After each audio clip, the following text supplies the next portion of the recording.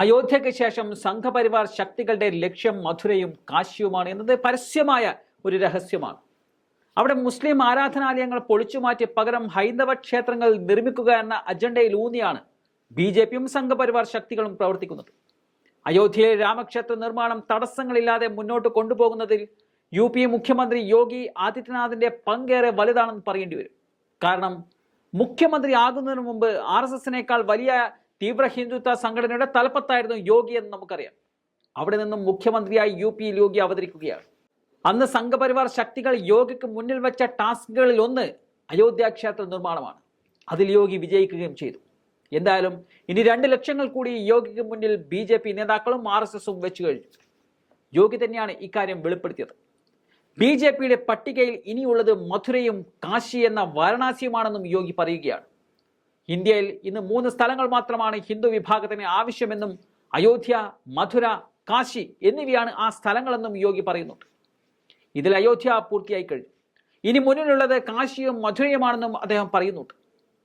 UP നിയമസഭയിൽ നടത്തിയ പ്രസംഗത്തിലാണ് യോഗി ഇക്കാര്യം പരസ്യമാക്കിയത്. അയോധ്യയിലെ രാമക്ഷേത്രത്തിൽ പ്രതിഷ്ഠ നടത്തിയപ്പോൾ രാജ്യം അതിൽ സന്തോഷിച്ചതായി പറഞ്ഞ യോഗി മഥുര, കാശി എന്നിവിടങ്ങളിലേക്ക് ലക്ഷ്യം നിറവേറ്റാൻ ഇറങ്ങുമെന്നും പറയുന്നുണ്ട്. എന്തായാലും അയോധ്യയിലെ രാമക്ഷേത്രം നിർമ്മിച്ച് ഭക്തർക്കായി തുറന്നു കൊടുത്തതിന് പിന്നാലെ ഏവരും ഭയപ്പെട്ടതിനെ സംഭവിക്കുകയാണെന്ന് ഉറപ്പായി കഴിഞ്ഞിരിക്കുകയാണ്.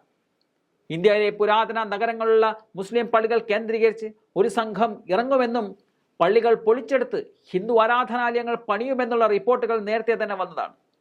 അതിനെ സാധൂകരിക്കുന്ന സമീപനമാണ് UP മുഖ്യമന്ത്രിയിൽ നിന്നും ഉണ്ടായിരിക്കുന്നത്. രാമന്റെ ജന്മഭൂമിയിൽ ക്ഷേത്രം സാധ്യമായതുപോലെ മഥുരയിൽ കൃഷ്ണനും കാശി വാരണാസിയിൽ ശിവനും ക്ഷേത്രം വേണമെന്നതാണ് തീവ്ര ഹിന്ദു നേതാക്കൾ പറയുന്നത്. അയോധ്യയിൽ സ്വീകരിച്ച നയങ്ങളുടെ ആവർത്തനം തന്നെയാവും ഇതിലും സംഭവിക്കാനിരിക്കുന്നത് എന്ന് വ്യക്തമാണ്.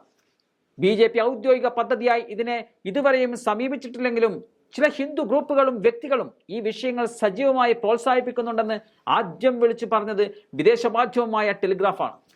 രാമജന്മഭൂമി തർക്കം കൈകാര്യം ചെയ്തതിന് സമാനമായി തന്നെ ഈ വിഷയങ്ങളും പ്രാദേശിക കോടതികളിലേക്ക് കൊണ്ടുപോകുവാനുള്ള ശ്രമങ്ങളും സജീവമാണ്.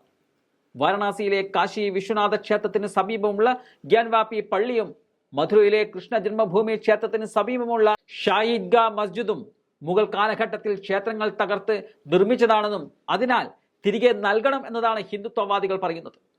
ഈ നീക്കങ്ങൾക്ക് കുടപിടിക്കാൻ ഈ സ്ഥലങ്ങൾ സന്ദർശിക്കുവാനുള്ള നീക്കവും യോഗിയിൽ നിന്നും തുടങ്ങിക്കഴിഞ്ഞിരിക്കുകയാണ്.